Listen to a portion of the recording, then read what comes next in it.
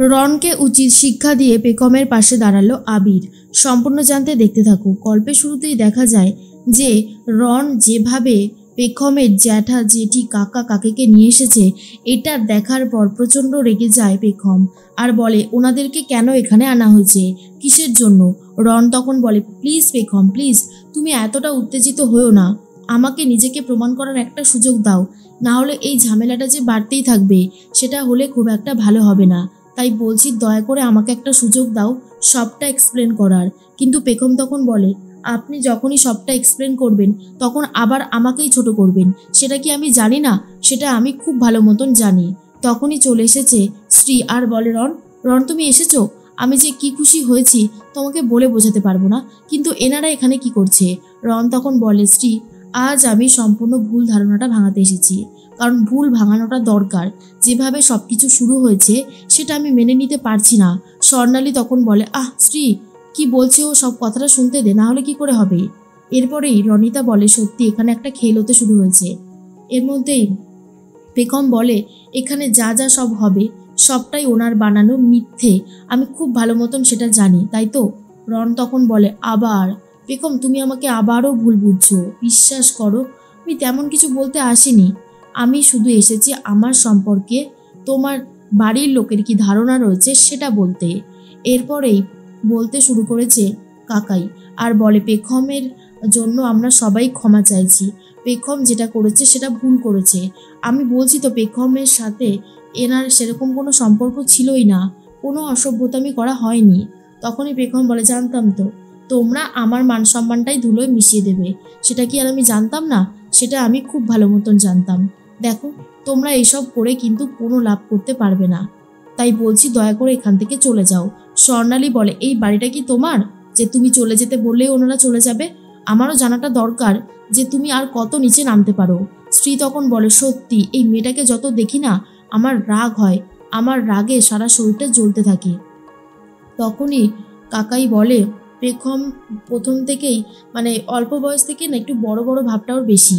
কাকিমণি বলে একদমই তাই, ছোটবেলা থেকেই তাই ও নিজেকে যেটা ঠিক বলে মনে করে সেটাই যেন ঠিক। কিন্তু আমরা যখন বারণ করি যেটা ভুল সেটা ঠিক, সেটা ও শুনতেই চায় না।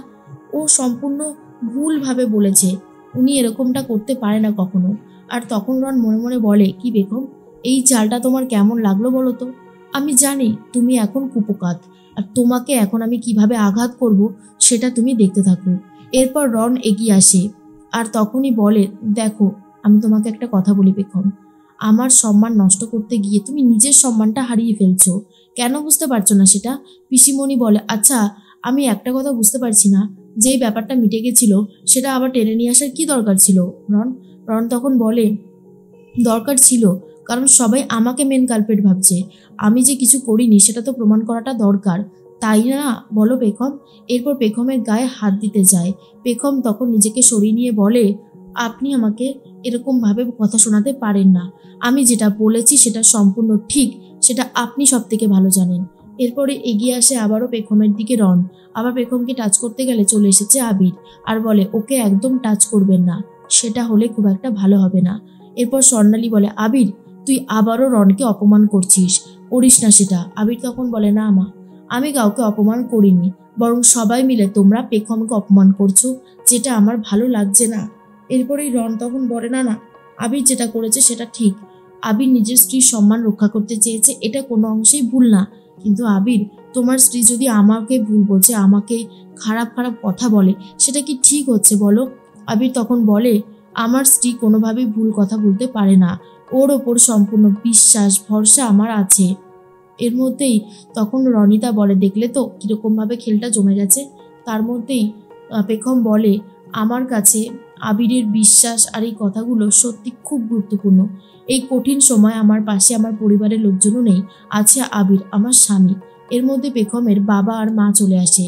তখনই বাবা আর মাকে দেখে রন বলে ওই তো ওনার বাবা মা চলে এসেছে, এবারে না হয় সবটা ওনারাই বলুক খুলে, ওনাদের তো নিজের মেয়ে বলে কথা।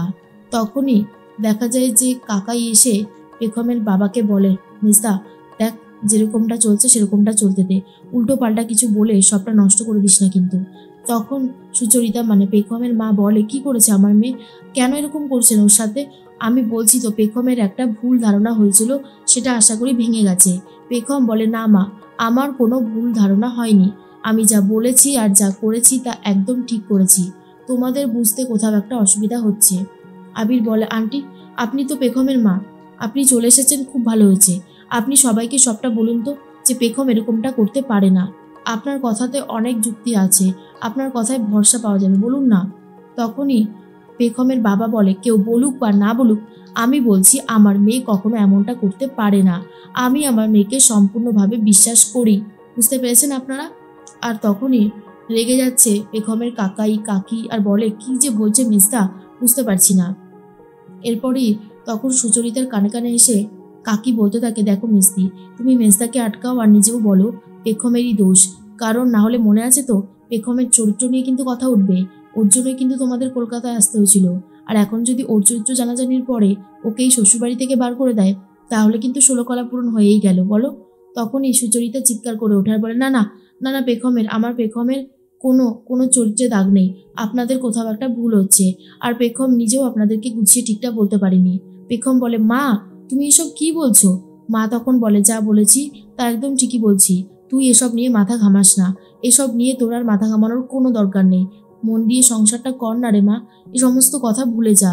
রণ মনে মনে বলে, এই তো কাজ দিয়েছে, কাজ দেবে না মানে? আমাকে সবার সামনে অপদার্থ তুমি প্রমাণ করেছিলে, তাই না? এবার দেখো বিশ্বাসঘাতকতা কে করেছে, মিথ্যেবাদী কে, সেটা সবার সামনে আমি প্রমাণ করে দিয়েছি।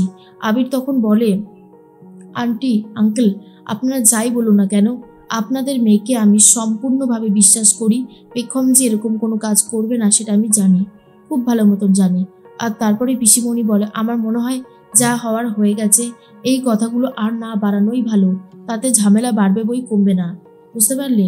অন্যদিকে দেখা যায় বারবার করে একটা কথাই পেখম ভাবতে থাকে, নিজের বাবা মাও নিজের আমার সাথে নেই, কেন এরকম হচ্ছে ঠাকুর? শুধুমাত্র আজকে আবির আছে বলেই যেন আমি অনেকটা ভরসা পেয়েছি। প্রচণ্ড রেগে গেছে এরপরে স্বর্ণালী, আর বলে, এই মেয়েটা আমাদের পরিবারের কেউ না। ও এখানে থাকবে ঠিকই, শুধু বাড়ির এক কোনায় পড়ে থাকবে। ওর সাথে কেউ কথা বলবে না। ও আমাদের সাথে আজকে থেকে এক টেবিলে বসে খাবার খাবে না।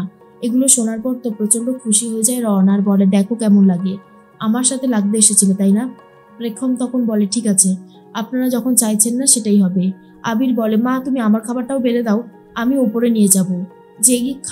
যেই টেবিলে আমার স্ত্রী পেখমের জায়গা নেই, সেখানে আমার জায়গাও থাকবে না। আমি ওকে নিয়ে আলাদাভাবে আমাদের ঘরে ওপরেই খাবো। সেটাই তোমরা চেয়েছো, সেটাই হবে। এ সমস্ত শোনার পরে চমকে যায় স্বর্ণালী, আর বলে, আমার ছেলেটাকেও এরকমভাবে বদলে দিল এই পেখম। পেখম খুব ভালোবাসে আবিরকে, আর আবিরও খুব ভালোবাসে পেখমকে।